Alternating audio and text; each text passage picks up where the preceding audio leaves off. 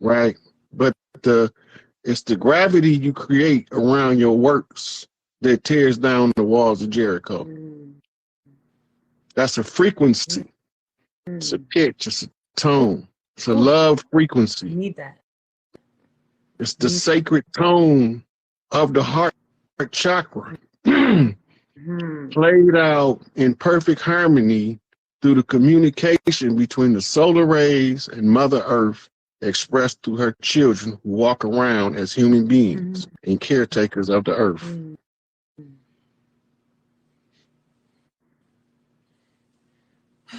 I love it. I'm giving it to me right now. I'm gonna put this this light in here in this socket. I was about to do it, and then we just got into this conversation. I'm like, I just heard Joe Tex. huh? The blues singer Joe Tex. Oh, you heard another song? Oh, you just keep hearing songs? Anytime I hit that love frequency, all I do is hear music playing. Oh, so you're in your love frequency right now? Yeah. It looks good on you. I think that the people would agree. Yeah. That's what make you shine. That's what make you shine. That's what make when you got two bodybuilders that both did 100,000 reps to get prepared for the exhibition, and their body is almost exactly the same. The one that got the strongest power of the woman in his heart is gonna shine the brightest, and this gonna make the other dude look like he didn't train enough. Woo, baby, you gave it to me with that one. Damn. The one who has the strongest, listen to this, ladies and gentlemen, the one who has the strongest power of the woman in his heart, the one who has the strongest power of the woman. Do you understand how powerful the woman is? See, they haven't seen that when the face light up, like you literally glowing from the inside. That's because the woman make a man mitochondrial get to maximum output. If he did his self-work and make his face radiant. You can see it. I can see it all over you. Man, that face. Look at that glow. Look at that shine. Look at them eyes. You can't even keep them wide open. Let me see them eyes.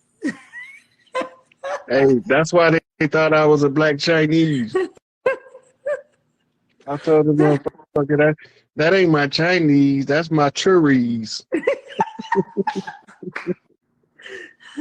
Okay. He said he high. He high. Listen, I forgot what I said earlier that I was supposed to write down. Do you remember it? It was lit. It was so fire. I was saying, no, I have a tendency to spit fire from time to time with something like a dragon. Oh, we was dragon dancing, weren't we? Yeah. The dragon dance is the great ball, Cinderella story. Tell me about it. If she never danced with the prince, he would have never knew how he felt in his heart. So they danced around until midnight. Now her blessings from her fairy godmother is about to expire, so she got to get up out of there. She don't want him to see her when she ain't in her feminine glow. She left for glass slipper.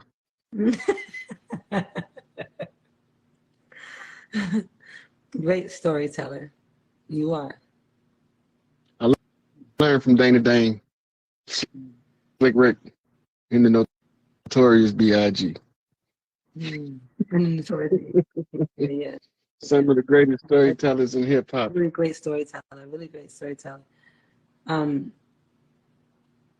He said, but a real one takes the slipper off and shows her. Gentle giants is what we are. My chief pawn. They just love you. Go back to. I just love how your people love you. I just love the chief pawn. Because they was calling you Unc last time. Remember, everyone was calling you Unc, and I was like, I just can't do that. I just can't. Yeah, and then they gave you a nickname for me, but you don't have to say it though. I think why you say I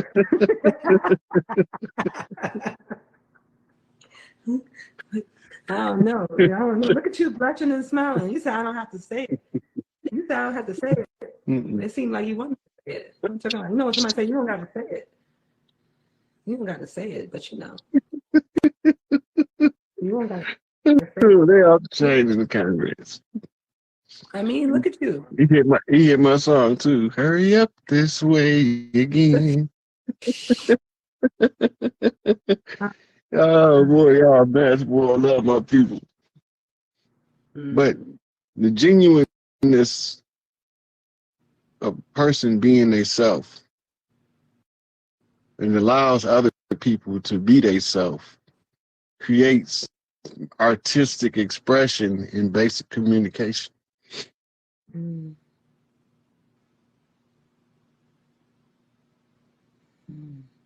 Well, simple and plain under harsh conditions becomes an artistic mosaic in a time of peace.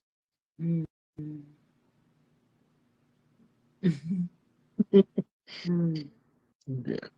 I'm just watching the comments here. I just love that. I love what I'm seeing. There's a lot of positivity here. Yeah, they know that.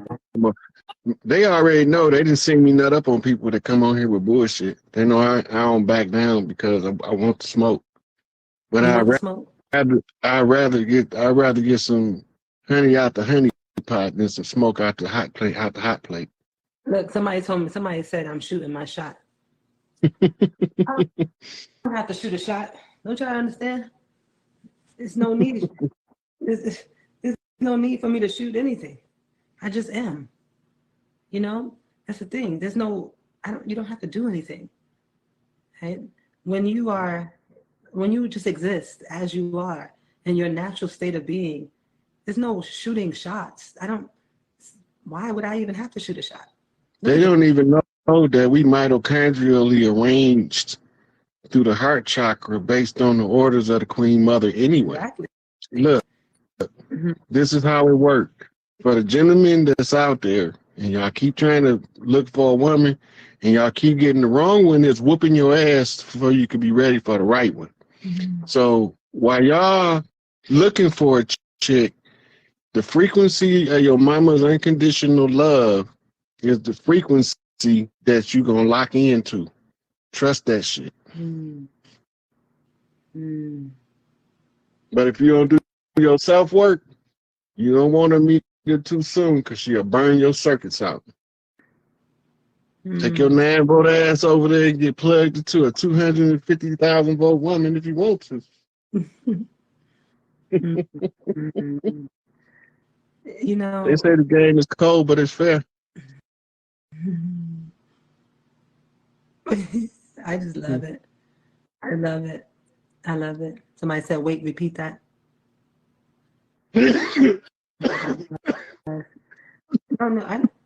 I understand that it's just a terminology.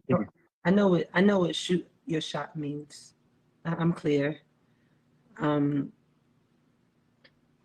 clear on all of it. I just wanted you to understand, like, you know, when you use that terminology, it means that someone's trying to put something out there, or trying to push for something, or trying to see if they can catch something, or give something a try. And that's nothing wrong with that for those who, you know, who exist in that.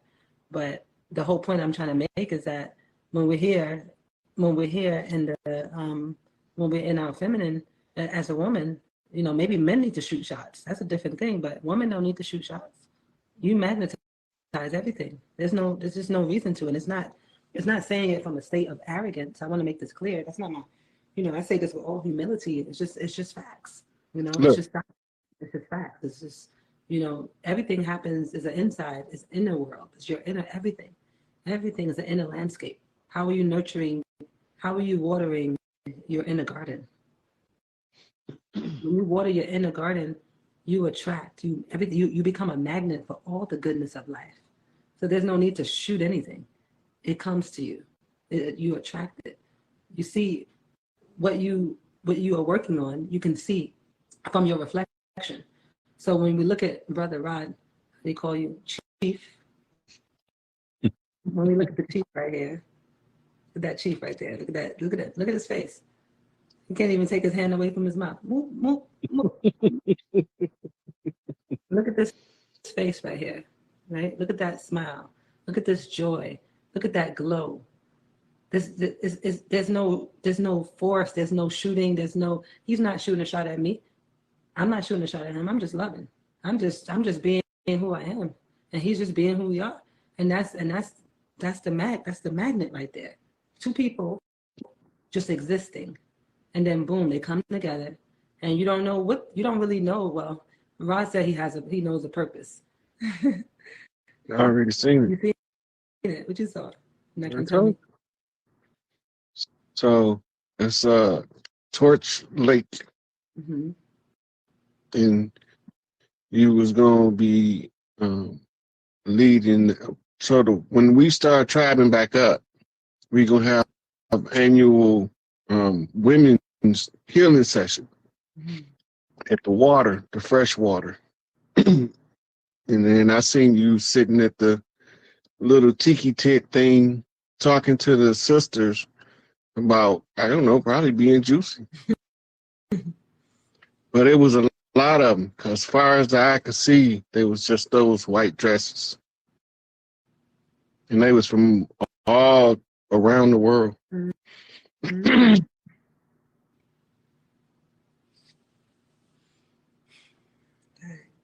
All these chargers. I'm going to get another charger for that thing. I'm going to keep talking Chief. I think I like calling you Chief this time. They had another name for you last time. Yeah, I like that name last time. That name was good last time too. But we're going to keep it Chief this time while I figure out how I'm going to charge up all these devices here. I wish I was fully charged so I could just lay here in my feminine. I just want to lay here and not get up.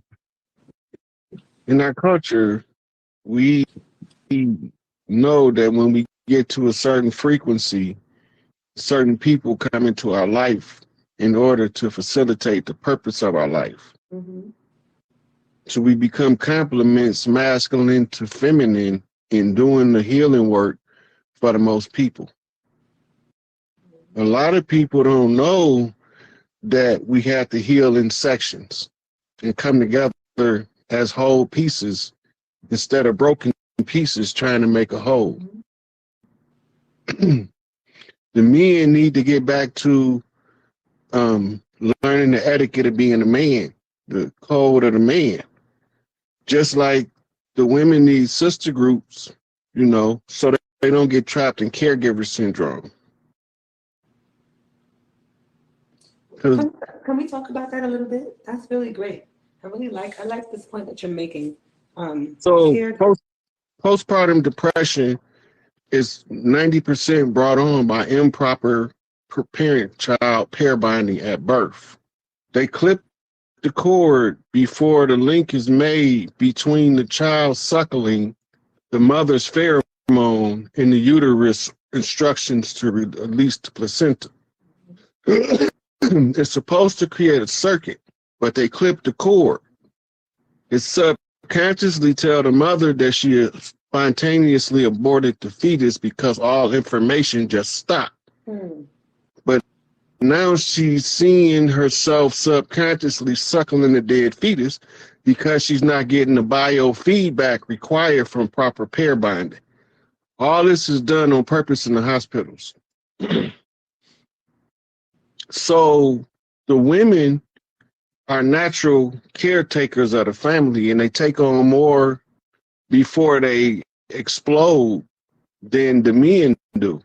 The men will explode with less because he's masculine.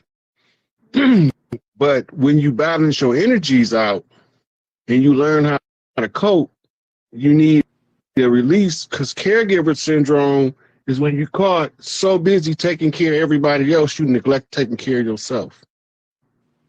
So when a lot of the sisters call me, the first thing I tell them to do is take an hour a day for self-time. If nothing else, you got to do that. You got to do that if you're going to be taking care of a family. If you're going to be taking care of a family, you have to be able to release the stress buildup from the course of the day. Some of them might want to go out on their back porch and smoke a blunt. Some might want to sit in a hot tub and drink a glass of wine. Some might want to sit around, burn incense, and read a book. Whatever the case may be, you have to take that self-care time so that you cannot, if you get an injury, you won't even know it. And now 10 years later, it's debilitating because you didn't even know it happened because you were so caught up in taking care of everybody else. Prevention is better than cure. Is that what we're saying? Yeah. That's powerful. That's powerful. And I think that just to kind of piggyback of what you're saying is that it's almost there was a time where it was celebrated for you to take care of for a woman to take care of everyone else and not take care of herself. You know, there was a time when this was celebrated. I know that in my the generations before me, like my mom's generation, I know that they didn't really know about what it meant to have self-love, self-care, they knew about being selfless, you know. And so when women would feel guilty in these times that they would take time for themselves or go buy themselves something or take a break from the kids or go away for a weekend. There was a lot of guilt in motherhood at these times, and even still now sometimes there's a lot of guilt around it because it's like the feeling, the thought, or the idea is that everything's going to fall apart without you, or that you're not a good mother if you take some time for yourself. Like everything, your whole life is supposed to be surrounded by the children. And then that's why, you know, there's a lot of resentful parents, a lot of resentful mothers, really resentful. You're not really nurturing and supporting the children from the highest vibrational place when you're burnt out, when you're upset, when you're just going through the motions. You're not taking time for yourself. You're looking in the mirror. You let your body go. You let your hair go. You let your clothing go. You just let yourself go. You let your spiritual practices go. You let your libido is gone because you're exhausted. So you know the sexual activity is not happening. You don't have any desire for it. All of these things. You know, you're not refueling your body. You forgot about your passions in life. You think that everything is just about being a wife or just being a mother, and that's it. And don't let you have to go ahead and work too. Now you have to go ahead and work is even worse. And now you want to go provider. Then you have to take care of people at home. Then you have to take care of a parent that's aging, right? Then you have to nurture a newborn child. All of these things all at once. And it's just important that it's normalized that you, like how you're saying, a day is minimal. That's actually the bare minimum. After all of what you have to carry, that's the bare minimum. Yeah. And imagine if it's not just one child. Imagine if it's 3, if it's 4. Both parents are sick. You got demands in your career, you know? It was a period of time when my mother had about 14 children she was taking care of from babies and pampers by herself.